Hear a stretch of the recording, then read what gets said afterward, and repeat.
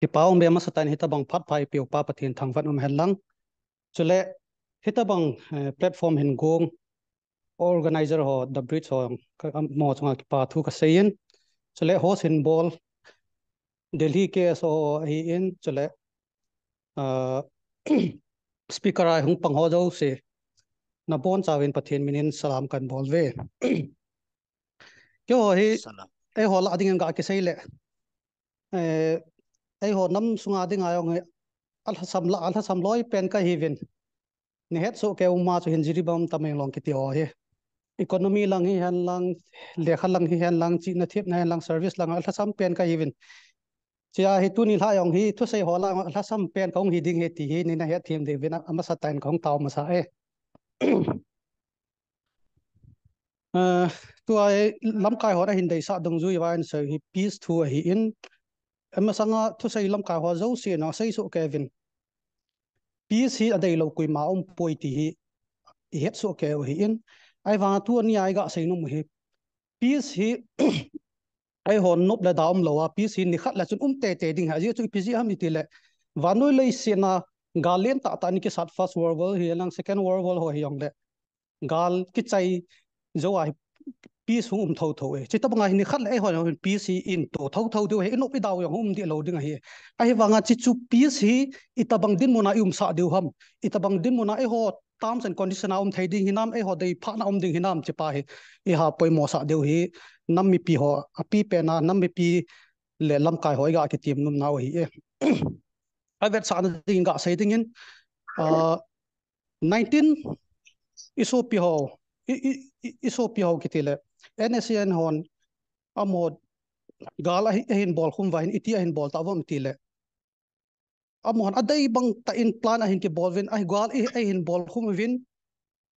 ai wanga 1993 akon ha bolan bol 97 na he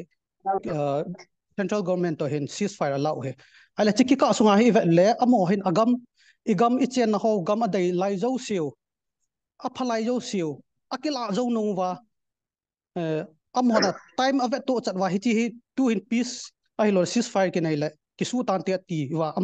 amo terms and condition of peace agreement sign ani bol central government to chele ichikal wal chun ani gal chu ani chi be ki yong le ei ho chu ihung ki form deu ihung ha deu am ho sa ihu ai ha zo thein lai din mun hi a chu peace ki ti hi ei ho terms and condition no ya sa gut te te ngai he chi first priority a chi pi deu hi ti lap kai ho lam kai thu nei hoi ga ki tip num na num pe no hem tunia dingin chule aba nai ga sei num nau hi le ka tuni jo ka ta mo themen ko o yang ke su hi in nilum ke alup na ka ki zamini ni he thim na velen kang taw kin in chule tu chung gal in eu he ni da nga ayo lam kai hon in sei so so vin mla ho itam i peace ho na dinga koi ham dictate bol ding ai ho thakhela sei ding koi hi ham atiu hi bang le ga gelo mla ho na a sei ding in sei vin ai lo le thing noi ho na sei diong sei tho vin he nge chiang chu apoi mo dung ju ya wang chung i tho nan te wang kai gel dung ju he le wang chun tu chung gal in ai hi thing noi ho lam kai na yong hitalo ai lo le ai ho government representative ho long kai na yong hitalo mi pi in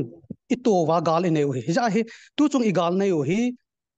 nidang banga ai le ke kai lo thil neu cha cha gal ta gal pi ai nei hi ta in hi ai ho hin tu chung i movement hi nidanga thing noi movement wa ta bang hitalo mass movement mi pi movement mass movement hi in hi any solution ding he lang any talks ding hi yong le mass mi pi hoi consult ma sak te ngai hi because it is a mass movement nidanga thing noi mi ho an amo thu sa aga sai ho hi lo le ai ho minister mla ho amo thu dei sa dung ju aga sai wa thil ai ho danga thil pho chom in se ho cho tabang chu condition hi tapo in tu chung igal nei ho hi gal pi hi in mass movement ichi tho ngai tai ve khatna ke ho langa thing noi lam kai ho tam khat to ke ho na wa ka kan ni sein angai mo na wang ka sai hi po in tu chung hi hoi ta igel deu hi thing noi ho lam kai ho no igel thi mo ngai hi tai ai chu ipiti ham tile thing noi in movement ani bol hi sau pita ani chi hen lang hi jong le aga su wa dong wa manipur integrity ke loading ati sanaga pha wa hung ki nong lew hi in patheni lung set jalwin hitabang din mon hi thu sai thaina phat in le pi kit jiwai tu chung thingnoi movement hi mong mong tapo in mass movement he ti hi het te te ngai ti hi kani sei hin hi a chu tu chunga I demand diu I sei diu I pi yong le mi pi to ke thua mi pi lung dai dung zu ya mi pi phat sa dung zu ya thu thu nai sim diu hi ti hi lam kai thu nei ho chunga ani na ka koi num hi in chu ke le ayo ai ga sei ma bangon chun peace hi phar khat le hung thung thau thau ding hi in ai wanga peace hi e hop dai phat to ke to a chula e hot terms dungzu ya peace I lun sa te te angai ji chun chi peace I sem ka wa hi e hon I bol diu thil poi mo tam ta omen nam e hon nam te hen chi chu pi ham te le ichana eki got na awam chi peace thu hung ki sai ki ka he ichana eki got tuk na awam chi ha got na ki got ngai he peace chun ni khal hung thau thau de he yong le chi ki ka chu eki got diu chu ni ki got chai man lo le midang terms and condition a peace hung ki sai thai he hi a chu chi peace ki sai ma sanga hi ha got na ku diu ha panai pan diu he ama sa penin iki got na diu hi apai mo pen khat hin sailang sustainability idin zo diu hinam idin zo ding ti gal se sia den zo pa hi po in economically nei la go ne le cha ingai chat ho idin zo diu hinam peace idimano I movement o imu masang wa he chula ni na medical hi in education chula adang dang choyo se if atu ngai sustainable zo gut te khuti lo le aphat in ma sanga cho ai ilu kha ole thu sei thi mo na sei vin gal ka peti hi en ngol puma gal kap the hi po in hi achu gal kap ding hi hanlang ipi bol ding yong le ingai chat ho yo siu chu sustainable so na thai ding wa chi go tu masat pen ngai ti chu ga seu hanlang chule ani na hi politics I bol pau hi nidanga politics ho phungla chang politics ho a hi lo election politics ho mai mai ani boy ho cho hi ta po in to hi I politics hi nidanga ipu ipakhang wa 1919 to 1917 apa 1919 agal te son ani bol wa amu zo lo amu pha lo hi gam chu tu nia he saina ding phat nei ji wa chi apana chu in kai mat wa thingnoi mi hon gala hin pat mai mai ho hilo nidanga sap kang te khanga pana freedom day te ni ho chamthat gal ini sa chu tu nia imu gu te te nga he ti hi lam khai ho let me pi ho ga ki team now he lang chole a chaina ding in lam kai e ho hi ilha samna pen hi midang ho hi vet le a mi pi sang alam kai hu phana pha ai wa mi pi a ki a support he tamji ade chana tu chungin ga velew hen iki do pi teu he lam kai hoi ta nei ve a thing noi ati deu ha e ti lam kai pa yong he lam kai phata kha hi ami hina ken study ka bol dong ju ya ai wanga hi amo sung ke ka an ke to ma tam ta min cha hi ai a hi ga vele mi pi hi koi ma puna lo ki tapu ya ak pang so ke na pang lo yang koi mam tapu nei lago helang thala jung la pang lo koi ma ki tapu in hi ya hi apoi mo hi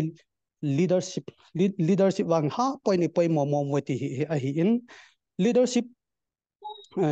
koi chuwang chu acham kim sial wang koi ma ki zo pon ti hi jong le lam kai hin a ke ta pang zo ayo pu he jang na sei ta idimanu chu jang pena sa khai tu I sei zo ngai ti chu chitabang lam kai chu ngai chavin kita na le han san na nei puma pang zo ding ai chu ai ho ni danga ni tha sam ji na pen hi lam kai ho he sumin ani cho zo ji he tua ingai cha do he sumin a cho zo lo lam kai kita sumin a lo na ji he lo ai lo le thil ta sa le thagawin angai chat thil dang dang thil neu cha cha hoen abo lu zo lam kai ho chu hi lo ding mi kita lam kai pathian he lam kai anam mi te pui zo lam kai chu